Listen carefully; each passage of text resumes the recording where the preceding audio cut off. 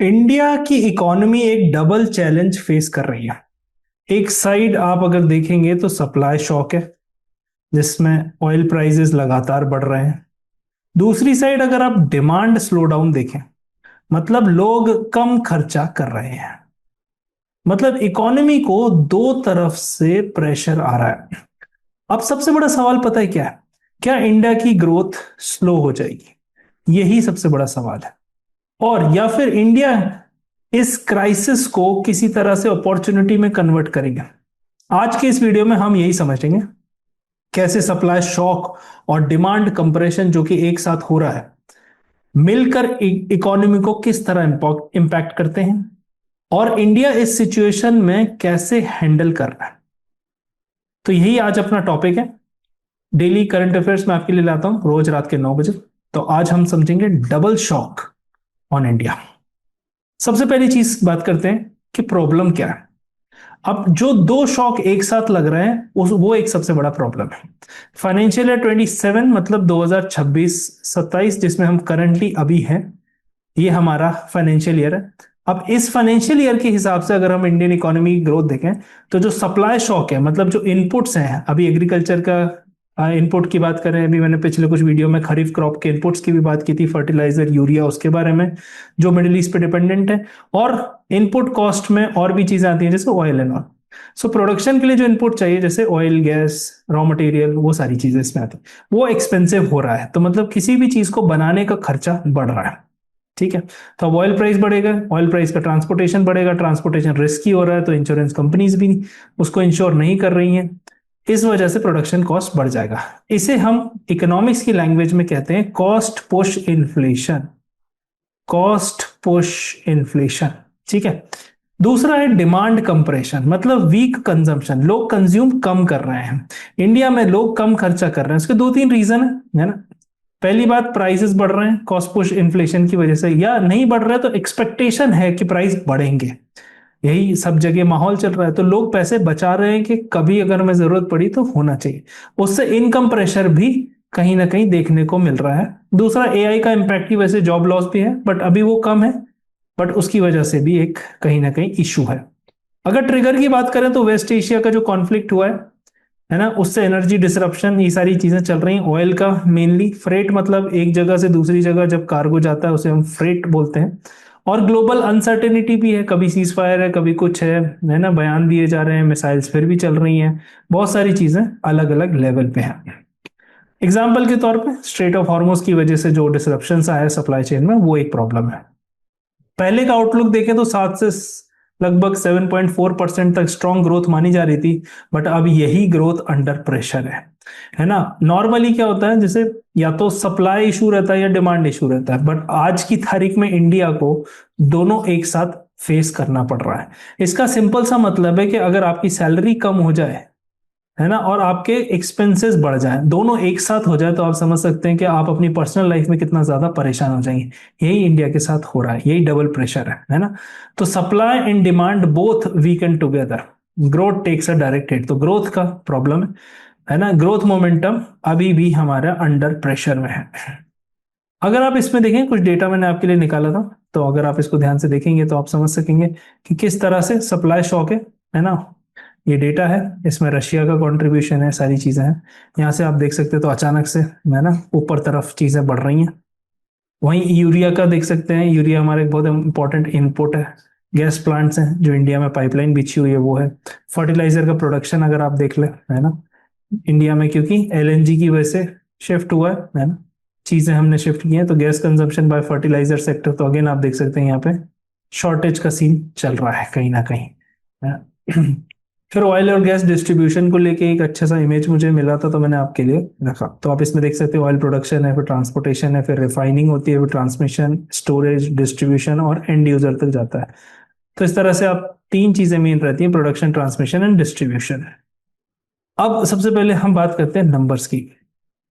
India की जो oil basket है वो लगभग पर बैरल इतने को पड़ रही है, मतलब 113 से 115 बैरल, है ना, यूएस डॉलर। अब प्रॉब्लम ये है कि इसकी वजह से कैपिटल आउटफ्लो भी है, वॉर भी है, तो रुपी पे भी प्रेशर हुआ है, रुपी भी डिप्रिशिएट हुआ है।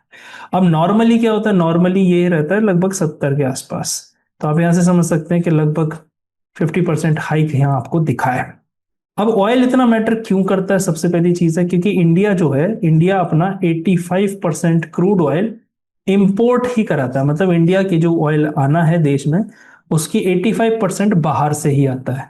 तो ऑयल नहीं आएगा तो बहुत सारी चीजें नहीं होंगी, है ना। डेली यूज की चीजें, ट्रांसपोर्टेशन और बहुत सारी चीजें आप सभी समझते हैं, पिछले वीडियो में भी हमने लगातार डिस्कस करते हुए आए। डीजल प्राइस बढ़ेगा तो लॉजिस्टिक कॉस्ट बढ़ जाएगी, तो सभी चीज के दाम बढ़ जाएंगे। दूसरा, फर्टिलाइजर गैस बेस्ड प्रोडक्शन हुआ है तो उससे कॉस्ट बढ़ गई है। अगेन मैन्युफैक्चरिंग में एनर्जी कॉस्ट बढ़ गई है ना। इलेक्ट्रिसिटी में थर्मल पावर की कॉस्ट बढ़ गई है। तो ये सारी चीजें का चेन रिएक्शन है। चेन रिएक्शन कैसे होगा? मतलब ऑयल का प्राइस बढ़ा, ऑयल का प्राइस बढ़ने से इनपुट का कॉस्ट बढ़ गई, इनपुट का कॉस्ट बढ़ने से प्रोडक्शन का कॉस्ट बढ़ गया, और प्रोडक्शन का कॉस्ट बढ़ने से अल्टीमेटली प्राइस आपके सारे वस्तुओं के बढ़ जाएंगे। तो मतलब इसकी वजह से इकोनॉमी वाइड इन्फ्लेशन आ जाएगा, पूरी इकोनॉमी में इन्फ्लेशन आपको देखने को मिलेगा, और ये कॉस्ट पुश इन्फ्लेशन कहलाता है। तो इनपुट कॉस्ट आप देख सकते हैं यहाँ, प्रोडक्शन कॉस्ट। यही सेम चीज 1973 में हुई थी जब ऑयल क्राइसिस हुई थी, ग्लोबल रिसेशन आ गया था, है ना। वही सेम चीज 2008 में भी हुई थी, because of economic crisis inflation surge हो गया था और ऑयल प्राइस अगेन स्पाइक हो गए थे। तो वहीं से ऑयल शॉक जब भी होता है किसी इकोनॉमी पे, है ना, तो वो एक सेक्टोरल नहीं होता, है ना। मतलब एक सेक्टर तक लिमिटेड नहीं होता, वो पूरी एंटायर इकोनॉमी पे होता है। जैसे कि फॉर एग्जांपल हेल्थ क्राइसिस आई थी, कोविड, तो हेल्थ पे आई थी, तो पूरे हेल्थ पे आई, लेबर पे आई, मतलब सब पे आई, है ना। तो ये सारी चीजें हमारे लिए इंपॉर्टेंट है।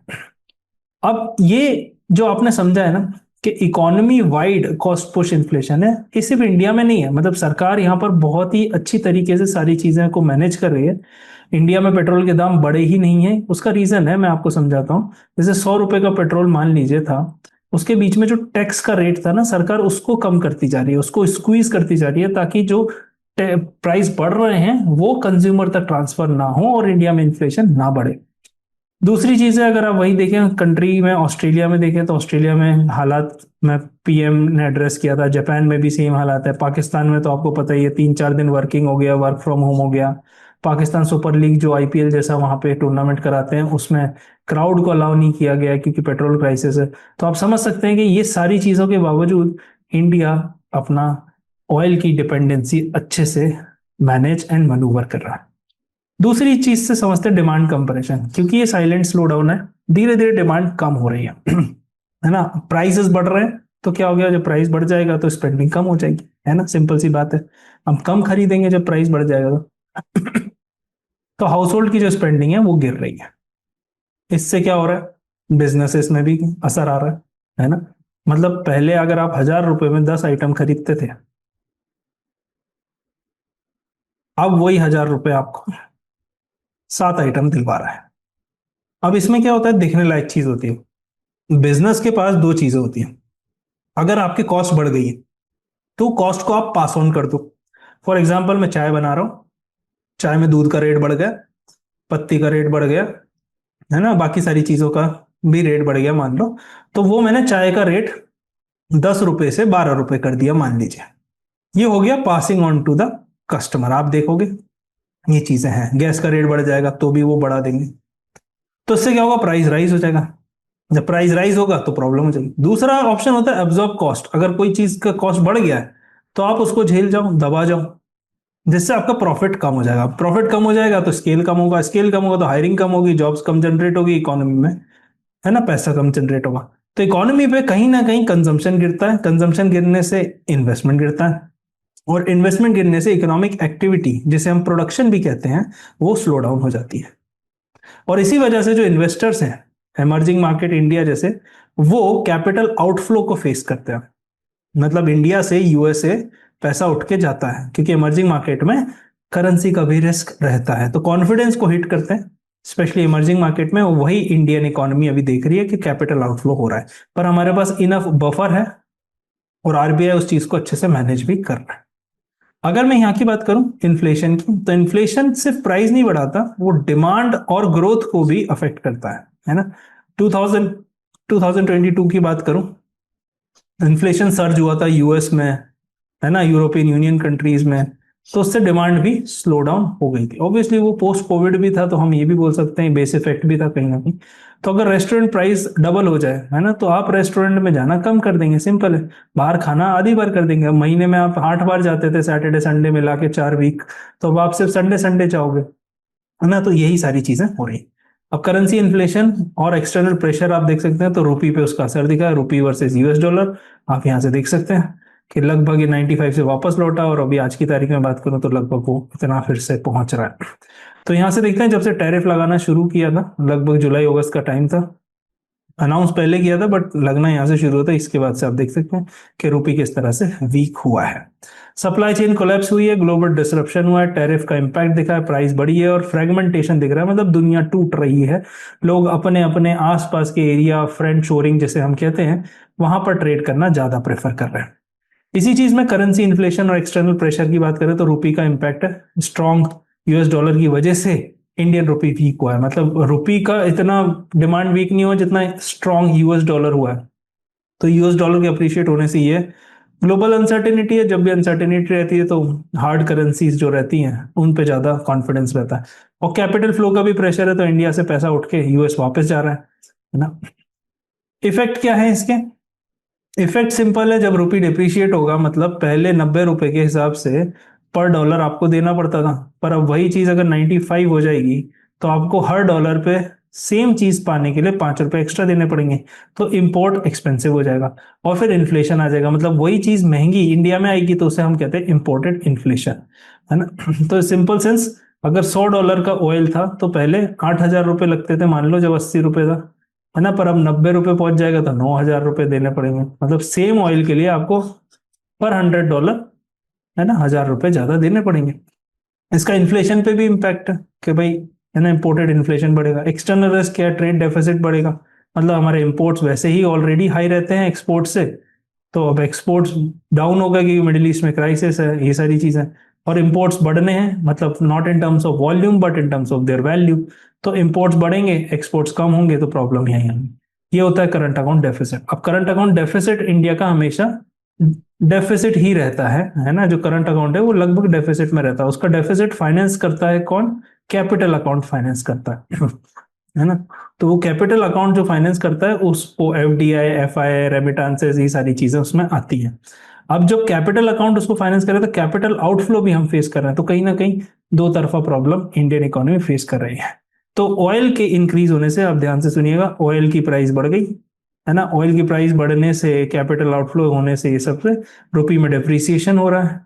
अब रुपी में डेप्रिसिएशन हो रहा है तो क्या होगा? इन्फ्लेशन बढ़ जाएगा, क्योंकि हर चीज महंगी हो रही है। और जब इन्फ्लेशन हो जाएगा तो डिमांड डाउन हो जाएगी, हर चीज महंगी होगी तो डिमांड कम होगी। तो आप देख सकते हैं कि किस तरह से डोमिनो इफेक्ट काम करता है। ये विशियस सर्कल है, जो मतलब लूप में एक बार चल जाता है तो इससे बाहर आना मुश्किल होता है। बट करेंटली सरकार और आरबीआई दोनों इसको काफी अच्छे से मॉनिटर कर रही है और उसको पूरा ख्याल रखे हैं। इसका इम्पैक्ट हमको थोड़ा थोड़ा तो असर हो रहा है, बट आप इन एब्सोल्यूट टर्म्स देखेंगे तो हम पे कुछ भी इम्पैक्ट नहीं आया। सो currency, oil, inflation together, powerful macro economic pressure cycle. 2013 में भी ये सिचुएशन हमको देखने को मिली थी, रुपी क्रैश हुआ था और इन्फ्लेशन बढ़ गया था, है ना। उसका असर इलेक्शन पे भी पड़ा था, है ना, 2014 का। तो वो भी आप देख सकते हैं। स्ट्रेटेजी क्या है? अब आगे की बात करें तो सिंपल सी बात है, इमीडिएट पॉलिसी एक्शन में क्या है कि गैस का जो एलोकेशन है फर्टिलाइजर में वो बढ़ा दिया जाए, जिससे कि कॉस्ट रिड्यूस हो जाएगी, है ना। अब कॉस्ट इसका कम करेंगे किस तरह से? सब्सिडी देके, क्योंकि हमारी फसल खराब नहीं होनी चाहिए। इस बार मानसून भी हमने वीक माना है कि एलनीनो, सुपर एलनीनो है, तो मानसून भी वीक रहने वाला है।